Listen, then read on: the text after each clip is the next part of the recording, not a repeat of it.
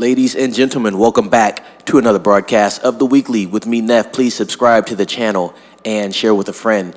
Every bit helps for us. We are trying to get to 100 subscribers. Thank you very much. This article today, once again, comes from WOR, aka World of Real, and we have some very cool information regarding Mission Impossible 8. As you guys know, I covered Mission Impossible 8 about a week or two ago, just explaining the budget, the shoot, just the development of the film itself. And so we have some official news. Apparently, Mission Impossible 8, the trailer is going to be out on November 11th. I wonder if they're going to tie this in with the film Gladiator 2 that's going to be hitting theaters on the 22nd. I wonder if we see that Mission Impossible 8 trailer debut then. But let's read into this article to get some more information. On March 23rd, 2022, The Hollywood Reporter reported the beginning of principal photography on Mission Impossible 8. Here we are 20 months since and many delays later, and the film seems like they have finally wrapped production less than a week ago. There's also word that a first trailer and title reveal for Mission Impossible 8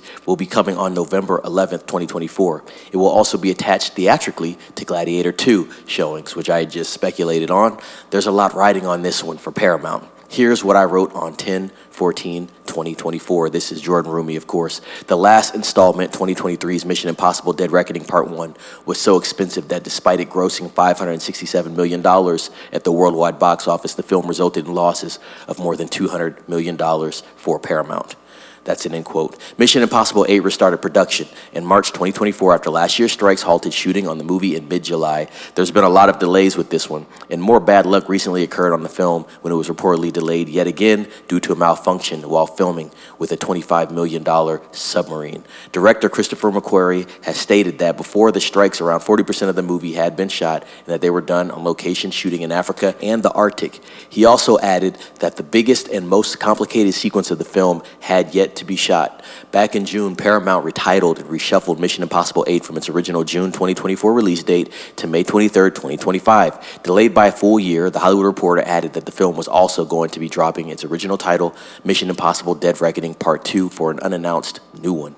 Bologna recently reported that the budget on Mission Impossible 8 was running well over $300 million in production costs and that it would go much higher in the coming weeks and months. And that's the end of that article there. We kind of talked about that in the last video that I spoke on. Once again, we have another huge budget film. Dead Reckoning did not perform well. There was some competition that did follow it. I believe it was Oppenheimer and Barbie that released about a week afterwards. I believe it was a week afterwards. So there was some competition there, but no excuse. Obviously, Paramount was trying to piggyback off the success of Top Gun Maverick, and they thought because they had another big budget Mission Impossible film, and they thought the fan base of that Top Gun Maverick film would carry over into Mission Impossible Dead Reckoning, and that did not happen.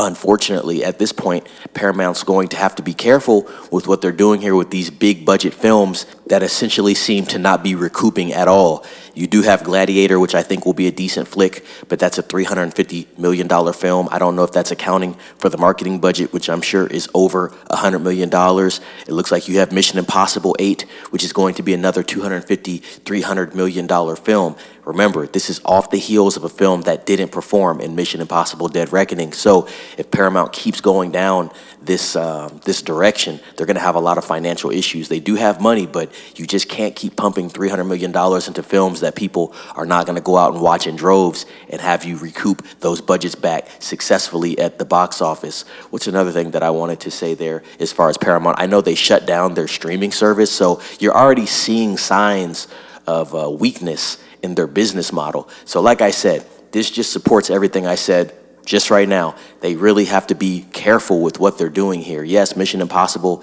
is a huge IP. They have made a lot of money off these films. They do have a piggy bank that they can jump into, and if they can take a loss here and there, they can afford to do that. It's kind of like Fast and Furious, but if you continue to pump these films out, you will erode all those profits that you put in the work for all those years ago. And Mission Impossible's been around for about 27 years now, so you know, Tom Cruise has been hard at work with these films. I think he's basically a producer on these films, maybe executive producer on these films. He's high up when it comes to Mission Impossible. He has a lot of pull, but Paramount has to be careful with these type of budgets with these films that are not recouping, like I had just stated. Let me know what you think down in the comments. Are you excited for this new trailer for Mission Impossible 8? I want to know what you guys think. Did you watch Mission Impossible Dead Reckoning? What did you think about that film, and what did you think about the performance at the box office?